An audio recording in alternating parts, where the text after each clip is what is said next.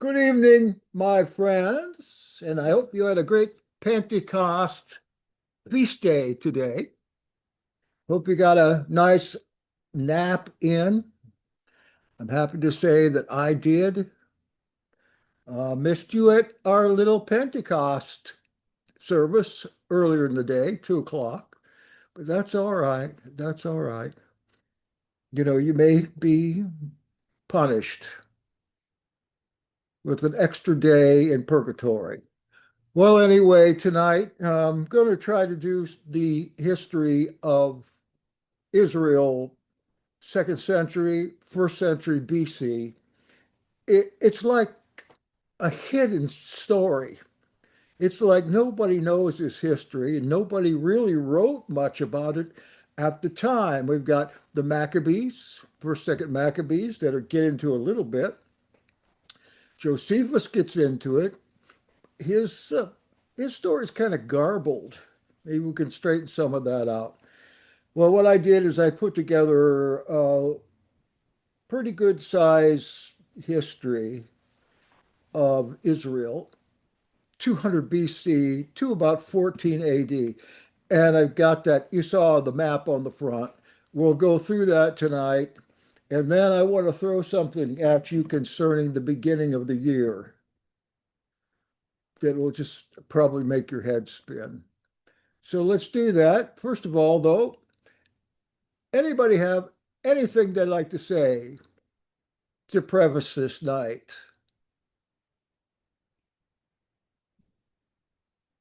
Okay. Yeah, I'm going to try to get you out of here, but you know me, I just blow on, and then I kind of peter out.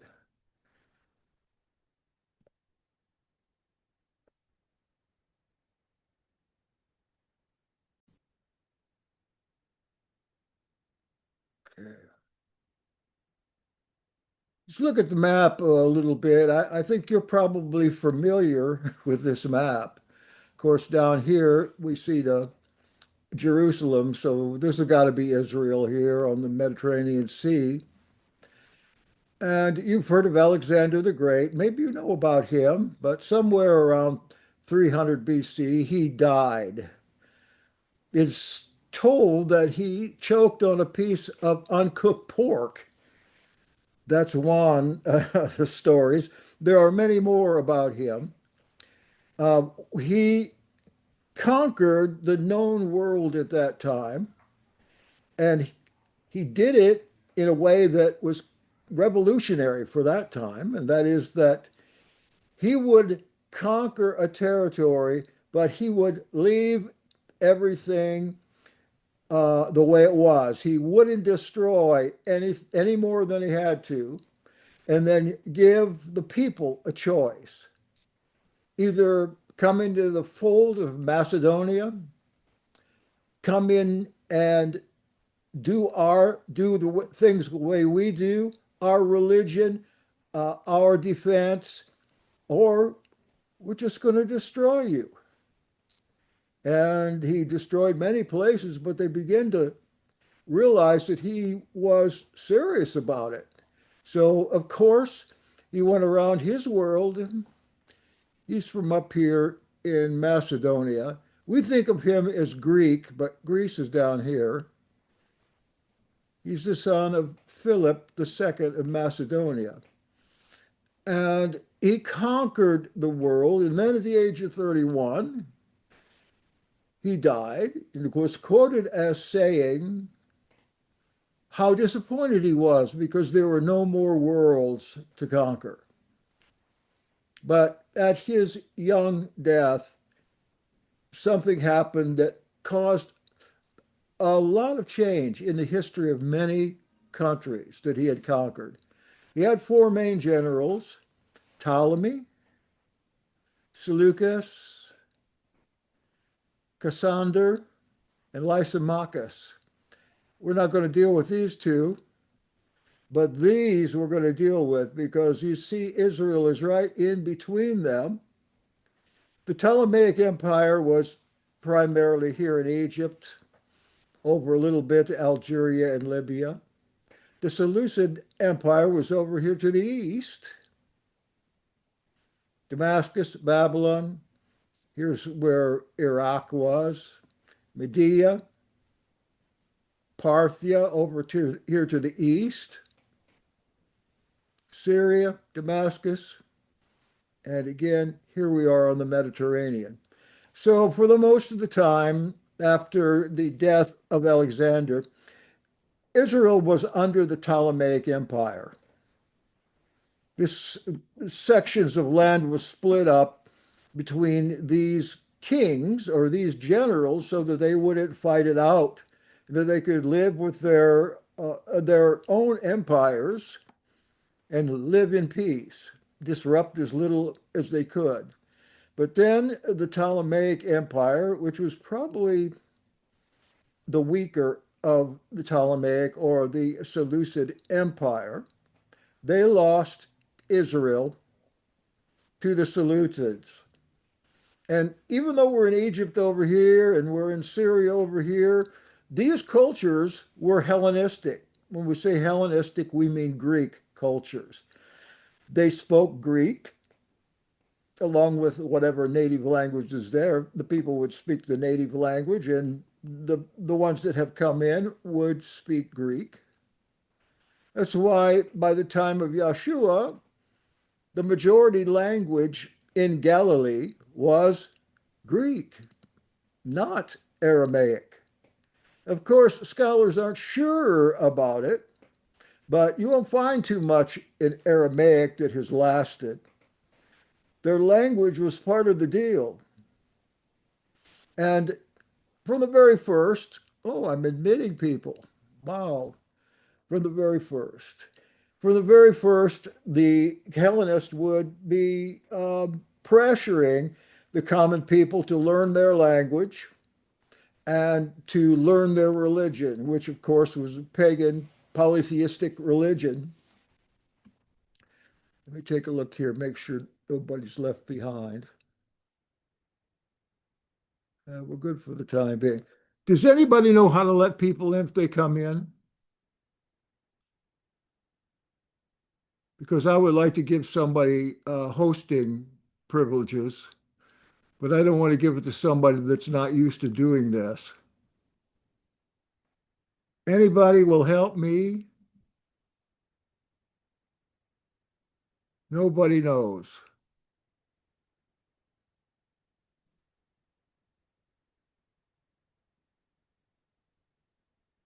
Okay, that's all right. If you're not used to it or don't know it, we don't want to.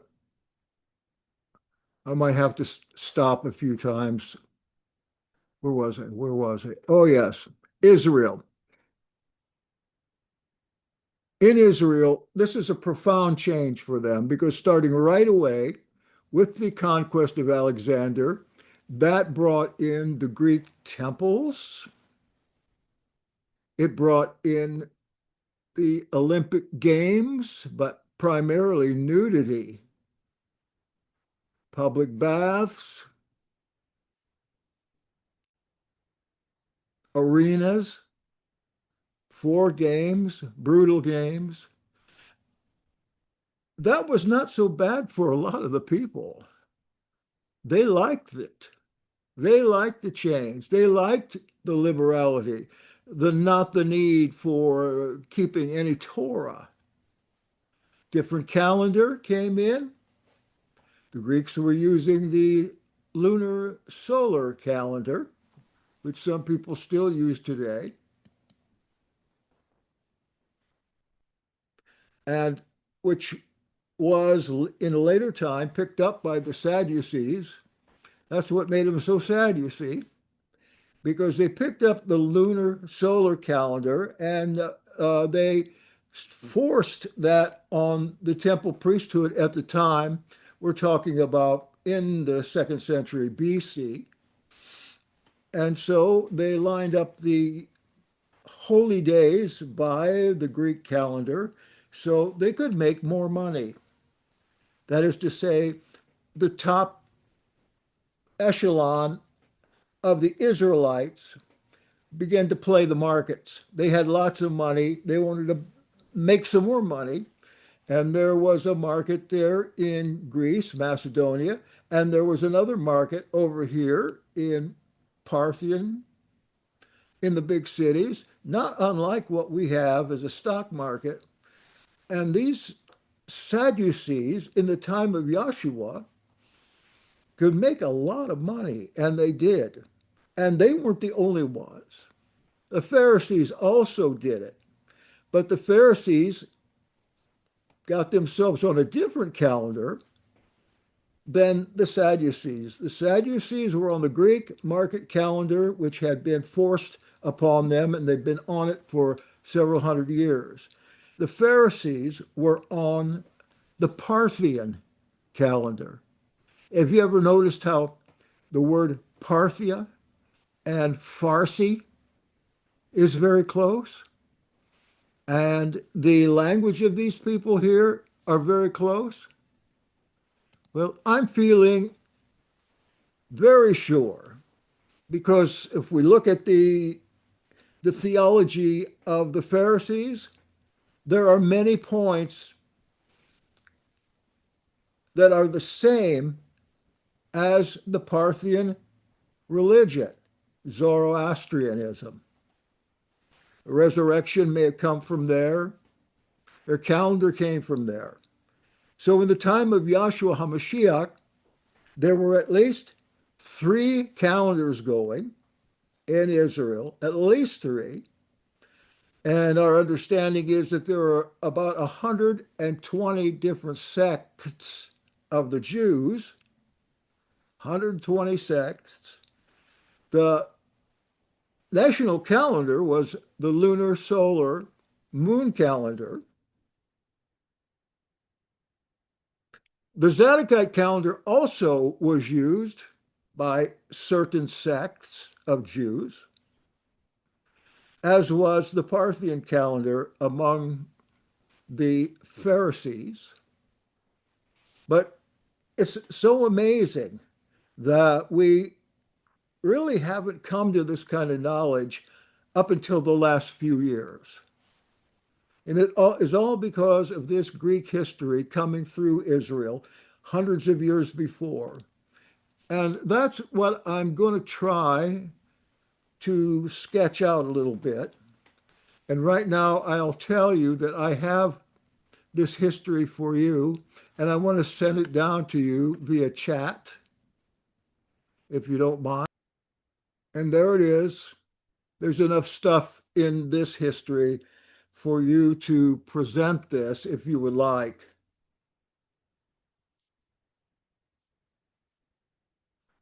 And I'm going to go through it now in part of the time I have. For the period of 200 BC to 100 BC, in Israel's history, key primary sources include the Dead Sea Scrolls, Josephus, the Jewish War, and Antiquities of the Jews, and archaeological findings. The Dead Sea Scrolls offer insights into Jewish religious practices and writings of the time, which you already know, while Josephus provides a historical account from a Jewish perspective, and archaeological excavations reveal material culture and settlement patterns. To a greater or lesser degree, we have first through third Maccabees, which will talk about Israeli history to some extent, and which I believe the second is from the perspective of the Onion Temple in Egypt. You might know that when the Zadokites were put to exile, then one one faction of the Zadokites didn't go to the east to the land of Damascus, but they went to the west to Egypt. And that was the son or grandson or brother of the last Zadokite priest there. And this guy's name was Onias the Fourth. He went to the Pharaoh, one of the Ptolemies, Philo, can't remember the last part of it. But Philo, of course, means friend. He's the friendly Ptolemy. And so he goes and asked if the asks if the Pharaoh will build a temple to Yahweh there in the capital city, at that time Heliopolis or Leontopolis. They're both the same thing. And the Pharaoh says, yes, yes, let me help you. So here we have an Onion temple or a Zadokite temple going up not in Israel, but in Egypt. And very interesting about this is while the temple in Jerusalem had the menorah, golden menorah, the one in Leontopolis used something quite different. It was a circle, a gold circle, meant to show that their Elohim was much more like the sun, just as the menorah would have a bright light, but the sun was the greatest and brightest light because they didn't believe that the Jerusalem temple was kosher anymore.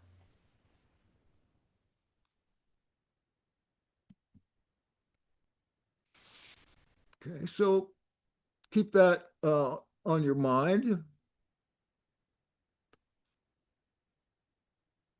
Some apocalyptic works, like Daniel, tell us more, yet there's still puzzling lacunae in the history these years that would be fascinating to know, like how the priestly order was maintained in the switch from Zadokites to Sadducees through these few priests. Onias III, he was the one that was murdered, last of the Zadokites. And after him, his brother Jason, who bid on the high priesthood, and he won his bid with Antiochus Epiphanes, who was the head of the Seleucid Empire at that time, and a constant threat to Israel. So Jason, the brother of Onias, bought his way in, and so we're not counting him as an Onion or a Zadokite, although he is from the Zadokite family. But he lost his place in there after just a couple of years to one called Menelaus. We don't know much at all about him, except that he was not a Zadokite and he was not a Hasmonean. He was not part of the family of the Maccabees. He went a little longer, and then another one comes we know even less about. That's Alchemus in 62 to 59. And then we have afterwards two non-Zadokites. We have a Maccabee buying the high priesthood, Jonathan Apphus. He bought the high priesthood and he was able to hold it for 10 years. And who some of these priests were in the schema of Israel. Where are we going to find our information? Well, I told you the sources, and that's all. Primary sources of information from this period, they are scarce, and the authorship of and the characters in the scrolls are anonymous. Only one king by name is mentioned in the scrolls, as far as I know, and scholars can only guess at who that is. They think it's Alexander Jannaeus, but they don't know. The teacher of righteousness, an overarching character in the scrolls, is never named. There has been artifact uncovered by archaeology, but much of it can't be placed in either chronological order or in context. There are many cogent and interesting theories that certain scrolls describing political and religious events are not from the period that paleographers place them in. I'm one that believes that paleography can't possibly tell you when a scroll was written. Paleography is like fortune telling. You look at the style of the writing, and then somehow you're able to place that text in timeline and do it accurately. Of course, this is how this is how they dated the scrolls, since they had no other markers for them. They could only do it paleographically, and that's one of the reasons why they scholars of the international team swear that there was nothing among the scrolls that date to the New Testament period, which I can't handle that. There are some good scholars that are saying different, that especially the Habakkuk Pesher dates to the New Testament time and actually has Judeo-Christian characters in it. And having done a lot of research myself on the Habakkuk Pesher, I have to agree. I have to agree that Paul's in there, Yahshua is in there, James is in there, the Romans are in there, the Hellenists are in there, and a lot more are in the Habakkuk Pesher. Sometime, if you've never been to a class on that and you see one offered, please take it and let me know too, because I would love to do that. However, I've just been able to do it myself, and of course, I know I'm missing some things there. All right, artifacts, theories, paleography that are describing historical characters and events that are also found in the New Testament of the Bible, including James, the brother of Jesus. Oh, I let the cat out of the bag. Paul, Herod, the Roman legions, the Great Tribulation, and the wars of the Jews. Of course, I'm thinking about the Habakkuk Pesher, or what they call the Habakkuk commentary these days. Yet the following outline consists or sources of sources found on the internet. It's quite complete. If you know of other things that map to this period, please take a few minutes to add your knowledge to mine so that we might get an even clearer picture. And I'm asking you what you know. If you make sure you know it, make sure it's real information, and put it in the chat. So after the meeting, I have the chat and I can look through and see. And if there's stuff that you just can't type in there, like your grandmother's name or something like that, let me know and we'll get together because I want to know. Inquiring minds. Here's the table of contents. The first section I've got here is polity, that is government. We're going to run through all of these quickly as far as we can get. The corruption of the priesthood. Got some charts here and an observation and a timeline. I put some New Testament characters in here as well. I just finished up editing the entire Jewish wars from the Slavonic version, which is the first version of the Jewish wars written for Jews in Aramaic. And it took me 6 years. And that's for you. If you're interested in Josephus, the Josephus that nobody knows, the secret Josephus just for the Jews, let me know and I'll send you over a PDF. This is pioneering work. Next, the major sects. There were many more than this, but these were the majors of the time we're talking about, primarily first and second century BC. A little about the calendar wars, theological innovations from the calendar schism, and these are all links. So you can click on them and they'll take you down lower on in the text. Calendar comparison chart, and the Enochian cosmology and its echoes in Revelation. Now, I want to look at the chat real quick because a lot of chats have been coming in.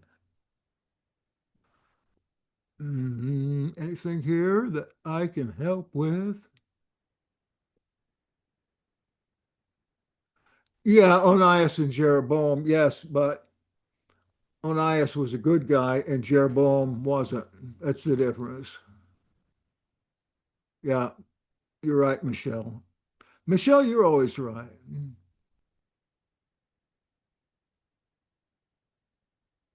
Not really, but okay, thanks. Jeremy, you're interested in any PDF? You won't live long enough to read all the PDFs that I've done on this stuff. You won't live long enough. But I'll be glad to send you some of the major ones if you like. Here's a detailed history overview of the Israel Palestina, which is what that area was called the Levant part along the Mediterranean, and Judea and surrounding regions from approximately 200 BC to 14 CE. Can you remember what happened in 14 that makes that a good cutoff place? Or in 200? 200 BC, something historical happened. And in 14 CE, or let's see, AD, something historical happened there too, covering the period from Seleucid control of Israel through the rise of the Roman Empire and the early years of Roman rule, which I believe began 60 BC, when Rome was called into Israel to help fight the Seleucids and free Israel up from both the Ptolemies and the Seleucids. So Rome was called in, and they they caused their own trouble. Here's a little background, and we have already talked about the Ptolemies and the Seleucids here. And the control, Judea is under the control of the Ptolemaics, the Egyptians, right on up until 200 BC.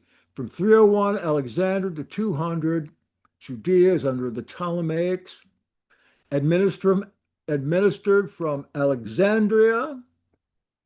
The Ptolemies generally allowed the Jews religious autonomy, which is unusual for a general of Alexander.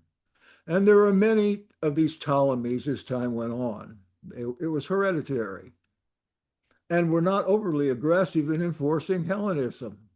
So Israel was quite happy with that setup.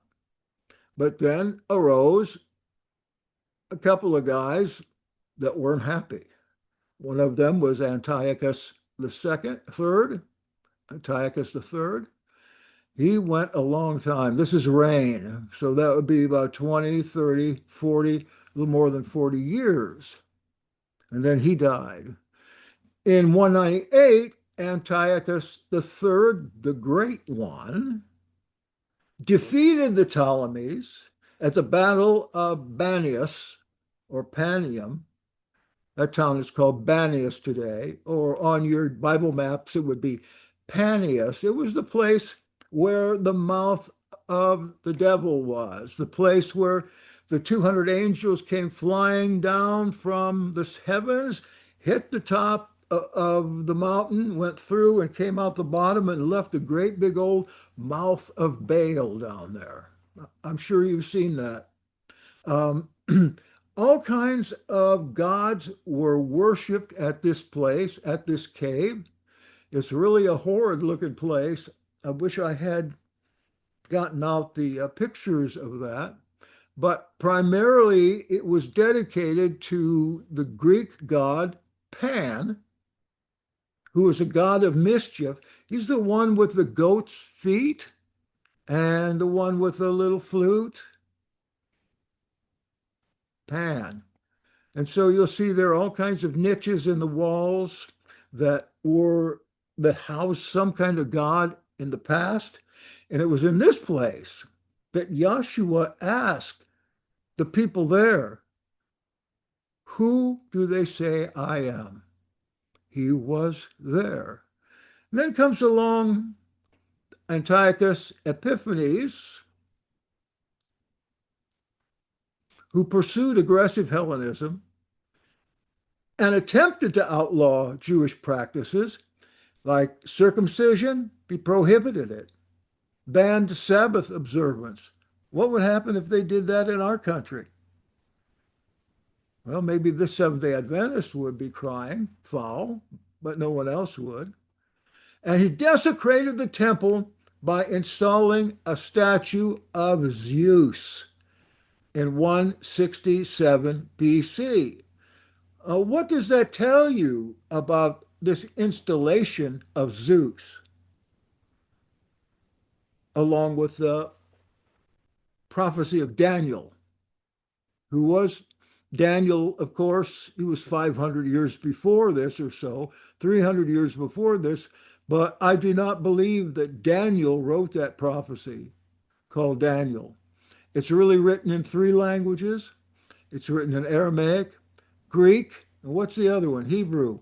Three languages there. It's a composite work written over a course of time. So, what we find in Daniel is a cryptic plan of this war, this what I would call a civil war between the Jews and the Seleucids around 160, 170 BC, which we're getting into pretty soon. Well, I think that it would be the abomination of desolation. What else? And there was a lot of other desolations like this, but that was the one I think Daniel was talking about. Then we have here 167 to 160 is the Maccabean revolt or the Hasmonean revolt. Remember, the grandfather's name was Hasmon. So these guys are called the Hasmoneans, led by Mattathias, gift of Yahweh, that's what that means, and his son, Yehuda Maccabee. He was the oldest, I think. Yehuda was the oldest and was the main general when they got this thing rolling. So by 164, the Maccabees recaptured and dedicated the temple, rededicated it, commemorated in Hanukkah.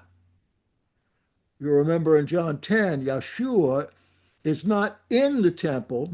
He's on Solomon's porch, arguing with the big religious wigs there and proclaiming who he is at the time when they're celebrating the Maccabees. Oh, it'll probably make sense to you to know that the Zadokites, the Nazarenes, Nazarene Israel, Essenes, they didn't celebrate Hanukkah. And Yahshua would not be caught dead in the temple just because of the way the Maccabees polluted the temple and gave Israel over to Macedonia, which we talk about that later on. So these were the nights where something wonderful happened here or a miracle happened here in the temple when the one bottle of oil lasted like 8 days to rededicate the temple.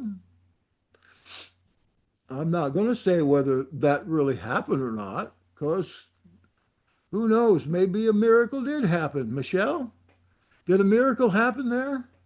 Oh, that I don't know. I have a question. When I listen to Rachel Elior, she talks about how the Seleucid king had instituted the Babylonian calendar and that he instituted it for the reason of collecting taxes in his empire and also giving sacrifices on the altar once a month for his birthday. Yeah. So I was wondering if anyone knew if the 25th of Kislev was it was Antiocchus's birthday or the Seleucid king's birthday, on why that was a special day, if it was connected at all. A lot of kings did that, including Herod. In fact, Herod had his birthday once a year. They had to bring all kinds of gifts. Then they went to once a month, and then they went to once a week. He had a birthday, and he was collecting all kinds of stuff. But if you'll just look that up and Google his birth date, we'll see. I know that Kislev was the birth of the unconquered sun, which was a Roman god, and the Greek god was called Helios of the sun, and that was worshipped throughout both Greece and Rome and all the places that they had for the entire time that they were there. So yeah, find that out for us if you would. That'd be a good little tidbit to put on the chat for me, for me. So we have a dynasty of sorts there of the Maccabees. Again, when you see Hasmonean, think of Maccabees. And that was from 140 to 163 BC. Seems like you would want to turn that around. 163, 163, maybe not. 140, that's long. Yeah, older. 140 is older. 63, I'm getting a little confused here. So they won their independence from the Seleucids and Antiochus Epiphanes. In 140 BC, Simon, one of the brothers, one of Yehuda's brothers, Shimon Maccabi, declared independence. Judea became a de facto independent Jewish kingdom under the Hasmonean dynasty, combining priestly and royal authorities. So, of the three big authorities in traditional Judaism, now we have the Maccabees taking two of those, two of the three. And this began a civil war at the same time against the Maccabees. Well, they had everybody on board when they started, but when they got to this point, a number of their allies had left them, including the Hasidim, that is the Essenes. Hasidim, that's what I am. I'm a Hasidim. They left because Maccabees got angry at them because they wouldn't fight anymore. And so Maccabees had quite a number of them murdered, and the rest, you're out of here. Get out of here. Key leaders of the Hasmonean dynasty is John Hyrcanus. I never know exactly how to pronounce that. Hyrcanus. Hyrcanus. I think I heard Dustin pronounce that one time. He expanded Judean territory by force, forcibly converted Idumeans. That's down south in the desert, and they were forced to become Jews like Herod was. You remember, Herod was not a Jew by birth. His father, Antipater, was such a clever man that the Maccabees brought Antipater in to the government from Idumea. And we see the Idumean Jews later on in the war of 70 AD in Israel, where the temple and everything were knocked down. We see an army come from the south up from Idumea. And the crazy thing about it is they were all Jews. Their army in that ensuing 150 years had become Jews. But you can read that in your Josephus. So we have the Civil War between 67 and 63, 4 years. The sons of Hyrcanus the second, these are the Pharisees.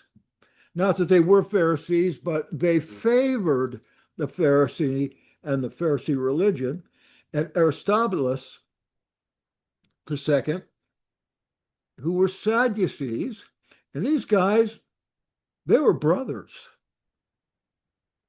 So this guy was, Hyrcanus was the holy guy, and Aristobulus was the secular guy, and they're fighting all over the place. They're running pitched battles everywhere they go in Israel during that time, these years. That's a long time after the Maccabees, or I should say the Maccabean Wars. And as I mentioned before, the Romans, that was pretty close, 63 BC. Pompey, top general, intervened in the Hasmonean Civil War. He besieged Jerusalem and entered the Holy of Holies. Pompey, shocking the Jewish population. Judea became a Roman client state under Hyrcanus II as high priest and ethnarch, not king. So Hyrcanus takes on two of the three again. Yes, they'll get to three of the three. Here's where Herod begins to arise. Herod's father was a great success. So Herod, being an Idumean, who grew up. Herod grew up with the Roman Empire emperors in Rome. He was sent up to Rome from his father, and so was his sister Salome, and probably their brothers. I don't know much about them, but he was eating from the emperor's table as he was being groomed to be the king of the Jews.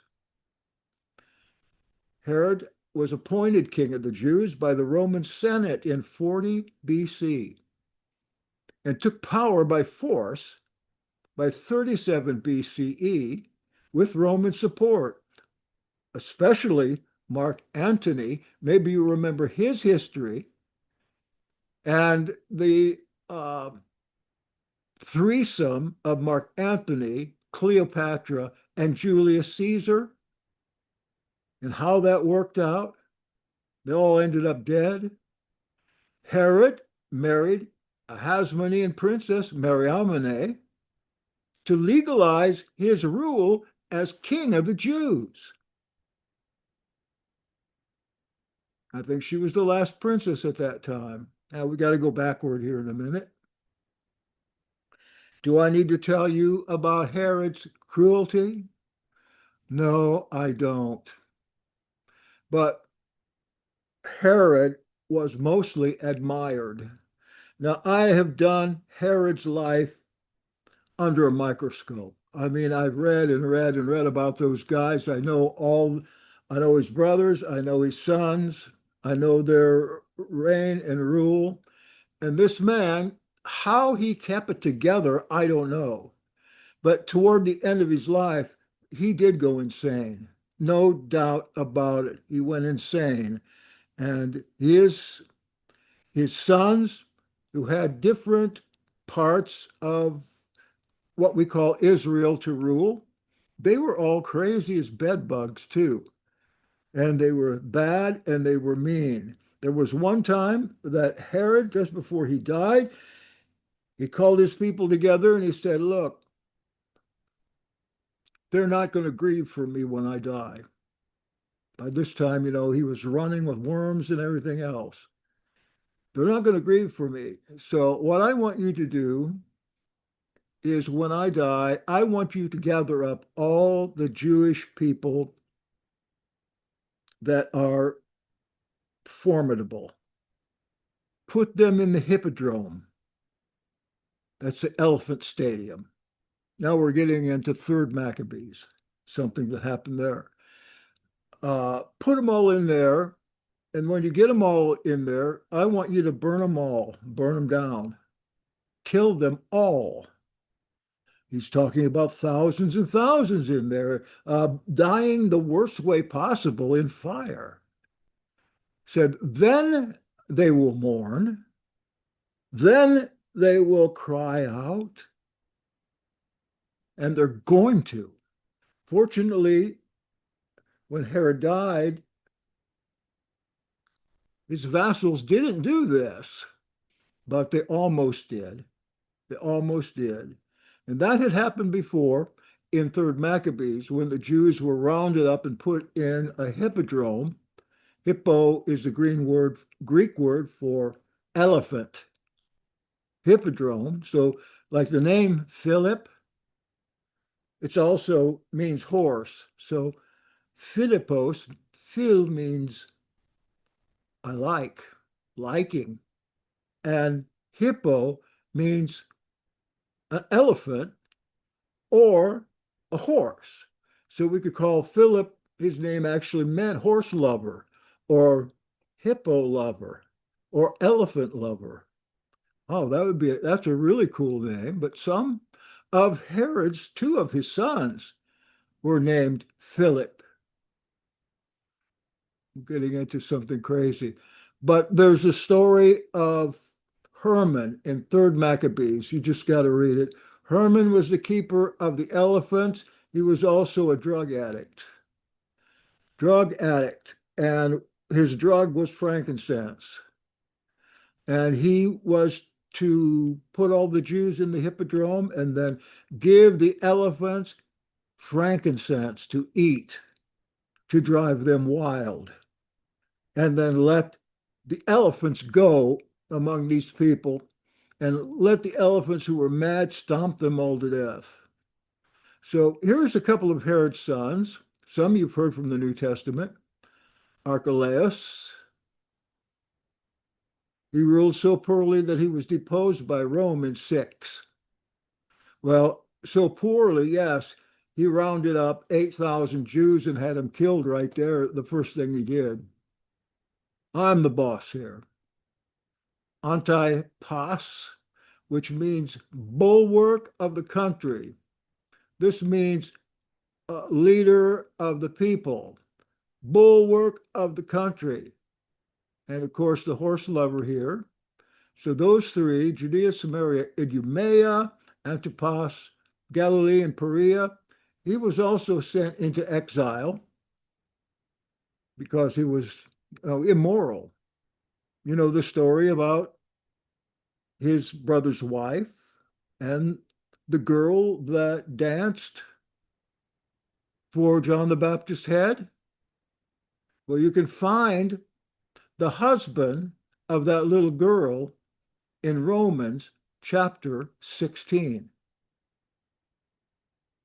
I'm not going to tell you who, but she married later on a Herod, and she's in there in passing, and her child, whose name is Herodias, the littlest Herod, is in there.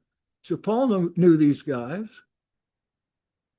Roman rule then was annexed by Rome. First, it was Coponius.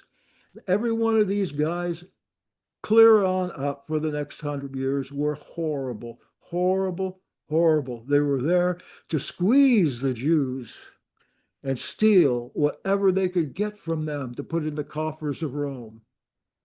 Sometimes the tax rate was as much as 50%. The people couldn't live. The people, poor people, they can't give 50% of everything they have. And then when the tax man comes back and takes some more for himself, they can't do that. They're on the verge of fighting back. Yes, and it's mentioned here taxes were collected and some local control left in the Sanhedrin, but not much. They were just like puppets. By the first century, there were messianic expectations in cultural context. This period saw intense religious and nationalistic fervor, and we're very much familiar with these. I've had the question a number of times if the Essenes were so prominent at that time, and they were. Josephus tells us that the Essenes were normative Judaism. Where are they in the New Testament? Well, you find them in the New Testament all over. It's what the New Testament is about, because Jews never called them Essenes. These were Nazarenes.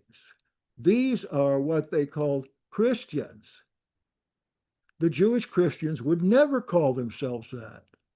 They were still Jews. But from a Greek Hellenistic perspective, they were Christians. And it is said that there was an outpouring of the Holy Spirit sometime back then, like maybe on Pentecost, that thousands of these Essenes were converted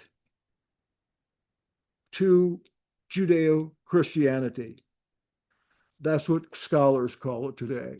I like to use the words Nazarene Israel because, after all, he was called a Nazarene. So that's where the Essenes are. They're every place. And especially today, we read some of Acts chapter 2, and it tells us that the people all had stuff in common and they gave as anybody needed. That's Essenism, and that's what I believe in. I've been trying to bring this movement back now for many years because this is what the primitive believer was. Yahshua was the ultimate Essene. There's no way that he couldn't be. If you'd like to see more on that, no, not a Pharisee. He hated the Pharisees because they hated him. I've got a book here called Jesus Was a Qumran Essene. It's just a book of facts. And once you leaf through the first few pages, you'll see that that's where these apostles came from. And the fourth philosophy, the Zealots, we're in the first century now. As we go from the first decade in the first century, this sect grows and grows. Um, Josephus won't even call it anything but the fourth philosophy. He won't say what it is. These people were called zealots because of something said of Yahshua. Zeal for the house has eaten me up. Zeal for the Torah. Zealots for the Torah. That's what they were called. But they became zealots for blood, zealots for murder. And it was because of them that Jerusalem was destroyed in 70 AD when Yeshua came back to Jerusalem, bringing his army of the 144,000 saints at that time. Read the Revelation. You'll see what I'm talking about. When Yeshua says, uh, I'm coming quickly, he's not talking about thousands of years later. Think about it. Don't say no. Think about it. So then we have Augustus come in. Octavian was his name, 27 BC to 14 CE. That's why 14 is important. He ruled a long time and he was a pretty fair guy. The first of the emperors.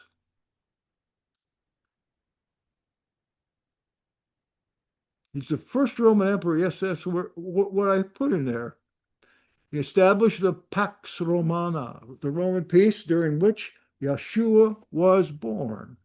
And the census under Quirinius may have been the one referred to in Luke 2. I believe that there was no census that we know of.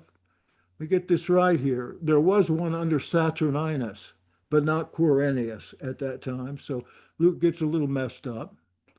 And by 14 CE, how many years is that? 27, 37, 41 years minus one. There's no year zero.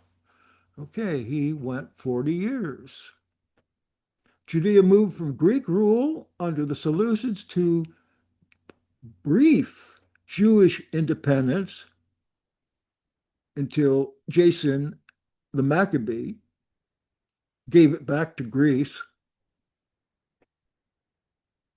for a little consideration, followed by Roman client rule under Herod the Great, and finally direct Roman governance in Judea starting at 6 CE. I wish I was better at explaining this. I am so interested in this. It's like these are my family. And I'm going to quit just in a minute here, let you do the rest.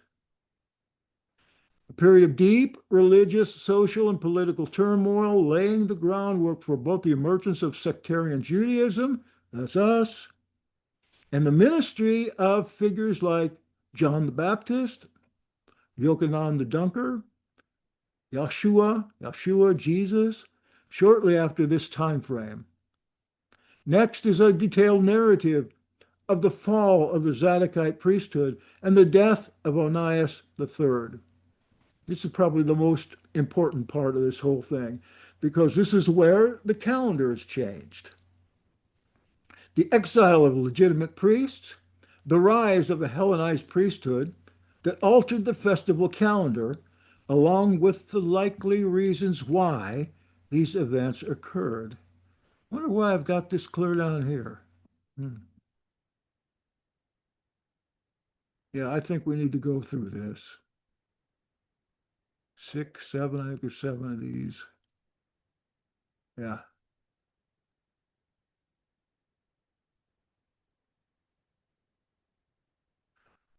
All the more when you think about this calendar, you think, by gosh, I'm glad to get in on this now that this has popped out of the ground again, this calendar, and I'm becoming an expert.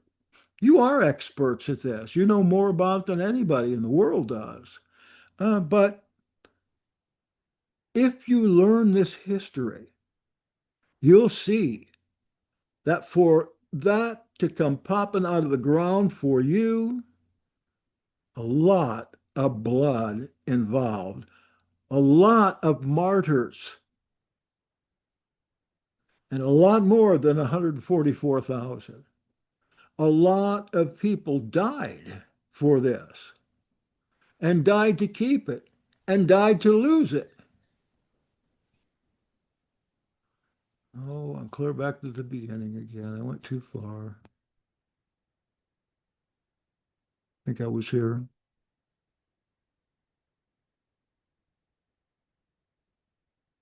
Yeah.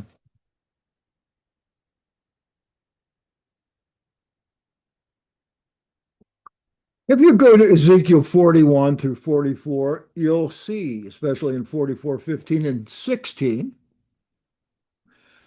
that the Zadokites were given the priesthood for his Ionion, age after age. They were given this to take care of, which included the calendar. So they're calling this the Zadokite calendar, and I believe that it is. And does this go back to the tabernacle? Does it go back even earlier? I don't know.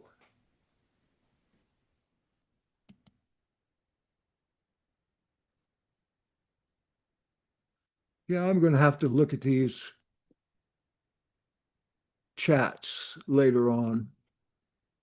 The Zadokite priesthood descended from Zadok. Now, Zadok, let me ask you,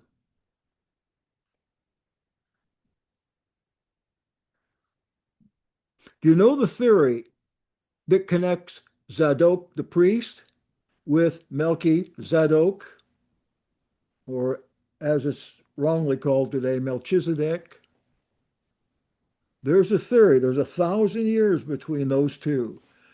Melchi Zadok, King Zadok, king and priest. Remember, is a king and priest for El Elyon, the high El. Tell us about it, Michelle.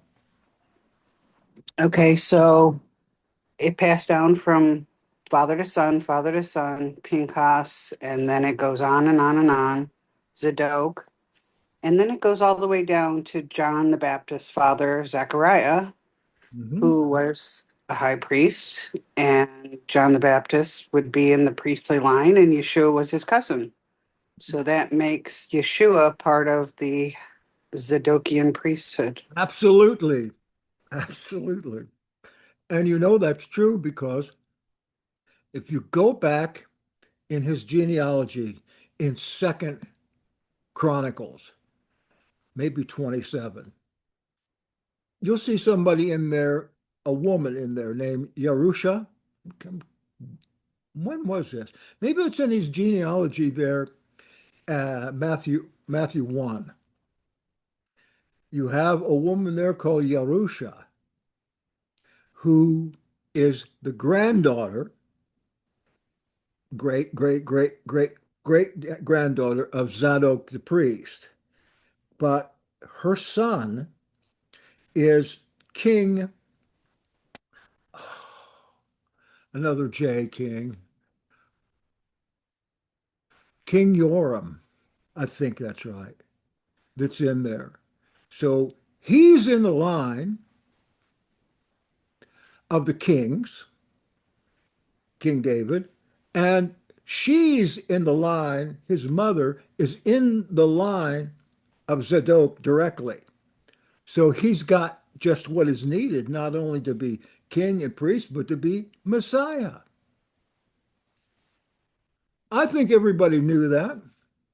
Why in the world would they want to kill him otherwise? They would be better off to set him up with a prostitute. Look at his brother Yaakov, James the Just, what they did to him. The chief priests and the Pharisees took him up to the top of the temple and threw him off of there after he claimed that Yahshua was coming in the clouds. And he must have known that happened in 62 AD, and he came back 8 years later. That might be new to some of you. If it is new, then you've been brainwashed by the Baptists. So there's more connections here than meet the eye. And you are right. Do we have any today? Well, I know people are telling us that they were ordained in the priesthood of Melchizedek. They're telling us that. I think that's ridiculous. How in the world can anybody anoint somebody into the Melchizedek priesthood? How could that possibly be? Well, I'm sorry, let me go on. I might even say, this might knock you off your chair, but Zadok, the high priest for David and Solomon, Shlomo, he wasn't even a Levite. Zadok was the priest of the temple of the Jebusites, who were not Jews, not Hebrews, Jebusites. It's plainly told in the scripture that that's where he came from. But we can only guess at how he and David got hooked up, except we do know that David was trying to conquer Jebus. That was Jerusalem's name before it was Jerusalem, Jebus. And that he finally did conquer Jebus, which became Jerusalem, and he takes Zadok as his priest, which was highly unusual because he already had a priest. They never had two priests. And now David brings a priest out of what could have been a pagan temple. But I think, of course, if Yahweh and Elohim are the same, and I believe they are, they've found this out. And they've come to know each other and trust each other. And they bring Zadok in. And this must have been a big problem sometime in the late ancient period, because in Chronicles, there is a genealogy that has Zadok in the Levitical priesthood, which go back to the David story there, and we find that he's not. It is thought to be having been put in there simply to solve a problem. And I have no trouble with that. Maybe you will, but I know that there's gobs of errors. Just in my translation work, I find them all the time in the scripture, the way that they're translated. So the Zadokite priesthood descended from Zadok and traditionally held the exclusive right to serve in the Holy of Holies and officiate in the Jerusalem temple. They were seen as the legitimate Aaronic priesthood, strict in Torah observance, temple ritual, and calendar reckoning. Well, okay. And Ezekiel 44:15 is where we get the gist of his powers, Zadok's powers, and those powers that were passed down to him afterwards. By the Hellenistic period, after 332 BC, the Zadokites still held power in the temple. That's 1,000 years. But that authority became increasingly vulnerable to political forces and foreign interference, especially under the Seleucid rule of Antiochus Epiphanes. On the other side here, among the Seleucids, we've got Antiochus III. He supported the Zadokite high priest, Onias III, a conservative Torah observant priest. He may have been, he may have been the teacher of righteousness. There's no one else at that time that could fill those shoes that was a priest, a high priest, and then was put out and murdered, just like the Dead Sea Scrolls say about the teacher of righteousness. Under Antiochus IV, the Seleucid regime sought tighter control over Judea, I would say so, particularly due to its strategical location and wealth, including the temple revenues. I had to put that in there. In 200 BC, Israel was situated between these two empires, Ptolemaic and the Seleucid. I hope you get those in your mind, which was Syria.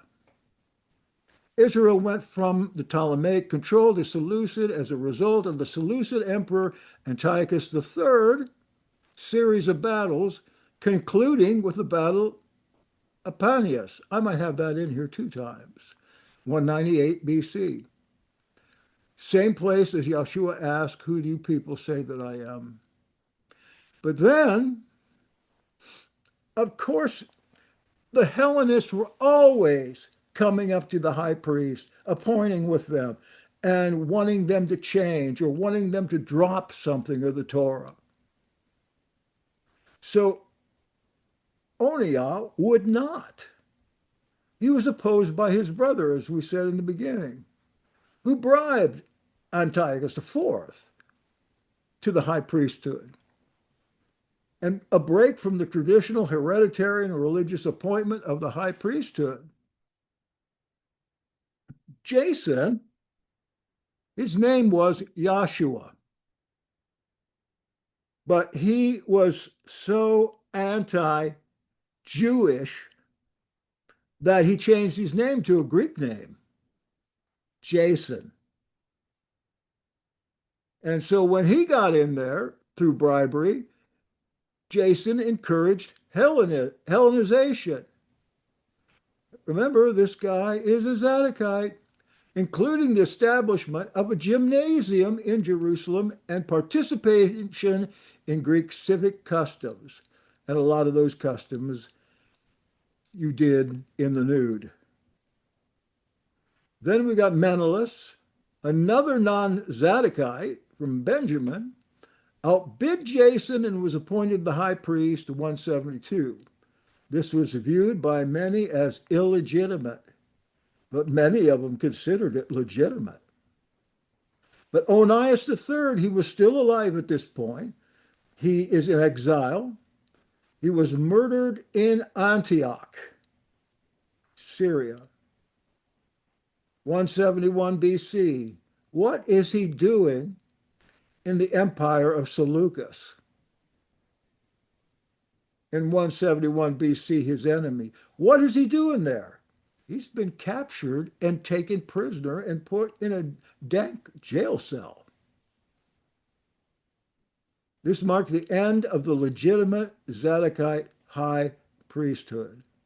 in Jerusalem. That was the end of it. What year was that? 171 BC. I think I've told people this 1,000 times.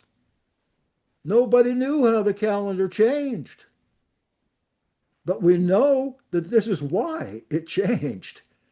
Because the last Zadokite, maybe even the teacher of righteousness, was murdered, taken captive and murdered. And the whole priesthood went to hell. And again, this is why the Zadokites and Yahshua and Kipha and all those guys never went into the temple.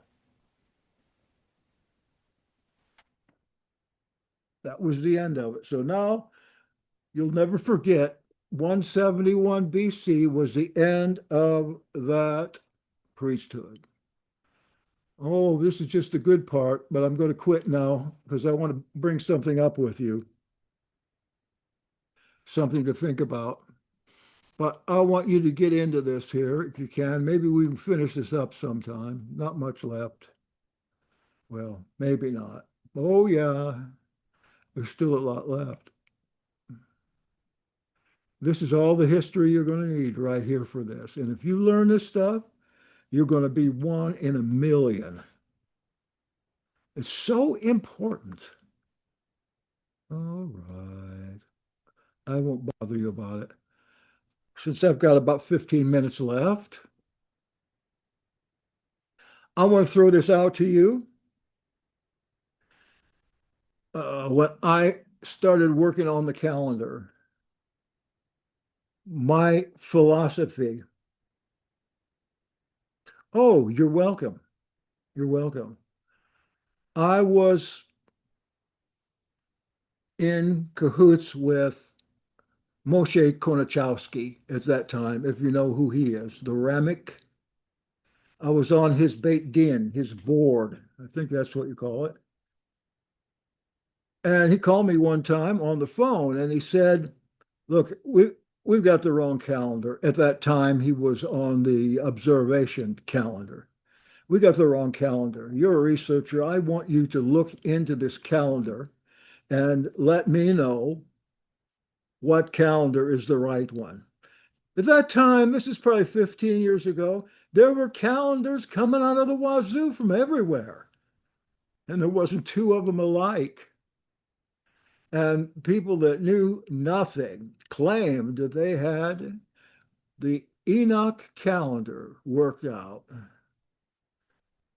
Those calendars were nothing like these today. This makes sense. Since then, I've read 100 scholarly papers about this. But here's what I thought. I think in my heart, I asked the Father, how should I go about this? He says, go about this with using philosophy rather than books. And I don't know if this was Elohim or not, but what I heard is if you find the calendar that Yahshua used, your search is over. Wow. Well, I talked to other calendar people. Nobody did it that way. And that was my starting point. What would Yeshua do? And so, of course, I read the stuff in the Dead Sea Scrolls, just like you have. I read all that stuff. Oh, Zechariah got to serve in the temple, but he was not a high priest. He's not in there. They get to do other things. Um, and besides, we don't even know if he is a real person or not. I think he is, but we don't know enough about him. Was he the one that they had to pull out of there with the red rope, the white rope? Anyway, I'm going to lose my train of thought if I look at chat.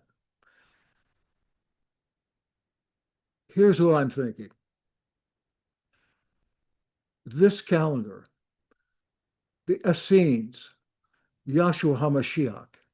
They were sticklers for holiness. They believed that the angels came down to worship with them.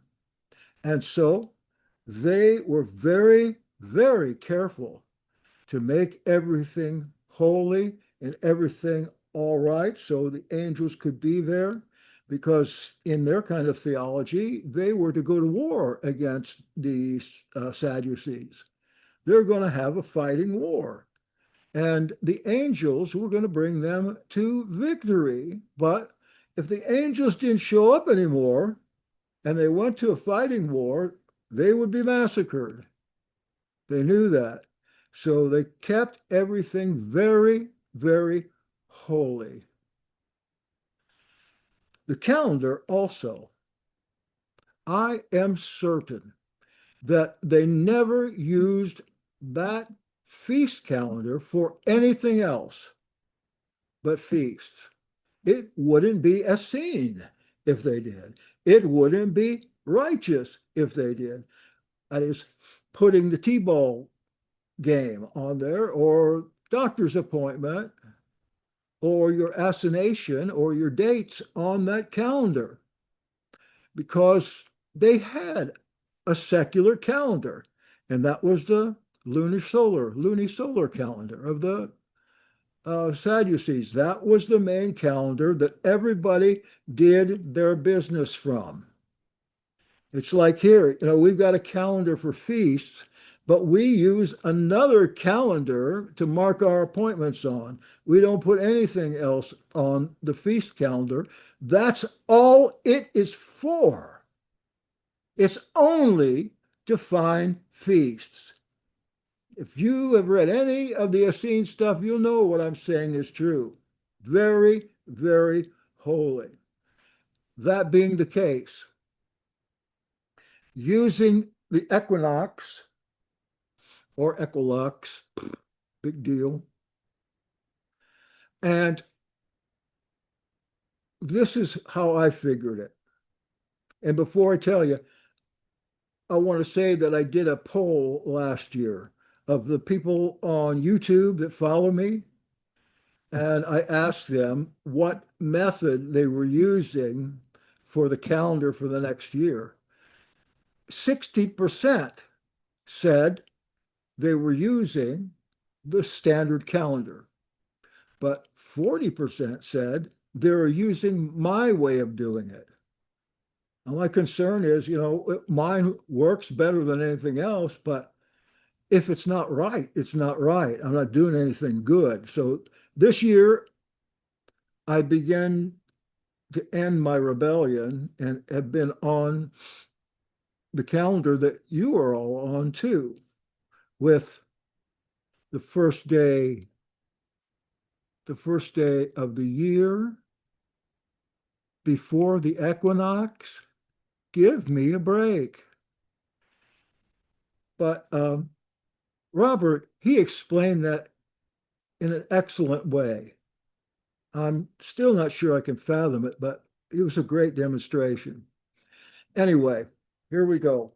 364-day calendar. The feasts are in the first 7 months. We're not using for T-ball games, just only the feasts. And so we plant those uh, feasts on the calendar where they're supposed to go, and we're not using it for anything else. And then we got 4 or 5 months at the end that we don't need. It's just going to sit there. You're not going to put anything on it. So you've got your first day planted, which is the first day of the year is going to be the equinox, then a first day, and then a fourth day. I figured you can't have a week without a first day. You've got to have a first day to make it a first week. And that's the first thing I noticed, that is not line up with what everybody else is doing. But anyway, I still think that is the case, There needs to be a Sunday in the week for it to be a week. And the first day of the year is not the first day of the week. The first day of the year is on the Wednesday. And that, of course, I've read Annie Gilbert and I've read Raquel, what's her name? Raquel. I found I found errors in Raquel. You just named her a little bit ago, and I can't think of her name. I'm getting old. Rachel Elior. Raquel Elior, yes. Exactly. There's a few errors in the two temples. Maybe sometime I'll show them to you. All right, so you got your first day. Must have a first day of the week before you have your first day of the year. Then you run it out through 7 months. Then the rest of the calendar, pitch it. Not going to be used for anything. Not going to be used for a thing. And then you wait. You get on your secular calendar and you go to appointments and everything. And then the equinox comes again. And you plot your first day of the year based on the equinox. There will never be any intercalation. I taught this one time, and Abi Mordecai happened to be on there. And I said, try it. Go out and try it. Take it out a few hundred years and see. And sure enough, he said he took it out 200 years. And there was never any need for intercalation. And why is that? Because between equinoxes, it's always going to be 365.25 days. So if you only plant your first day in accordance with the equinox, you're always going to be fine. You don't have to worry about the end of the year, day 360, 61, 62, being over because it's gone. That calendar has no use for the last 5 months. It becomes trash. It can be pitched away. But then when the equinox comes again, you're going to key off that equinox. And if you go from equinox to equinox in that fashion, you're never going to have to intercalate. As I said, I trust that guy. He ran it out 200 years. I mean, you don't even need to run it out. You can see that it would never have an intercalation. Now I'm thinking again, the mind of the Essenes. These were exacting men, but they were not necessarily mathematically perfect. And if something needed to go, it would go. I'm thinking of a mindset different than a modern mindset. There are so many other things that those Zadokites or whoever did this calendar in the beginning fudged on. And I don't know anything about astronomy, but I figured that if you've got to have astronomy to get this right, that can't be, because everybody would be able to calculate a perfect calendar. Okay, Michelle, you got it. Yeah, my question is, when you say it starts on the first day of the equinox, is that on the tick? No, I didn't It's say that. it's the day after the No, equinox? no, listen to No, me. explain it again. Okay. Equinox, whenever it is, you go to the next Sunday. That's the first day of the week. Okay. Sometimes your equinox is like on Monday, Tuesday, or Wednesday, and you're not going to get a Sunday in that first week. So it's equinox, Sunday, Wednesday. It's going to be the first day. And Okay, thank you. never worry about intercalation again. I just want you to put that in your pipe and smoke it. No, it will not drift. I've told you, Mr. Gray, 1,000 times that this has been checked out. It cannot drift. It cannot drift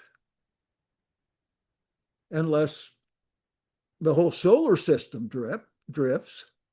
It's coming from equinox to equinox.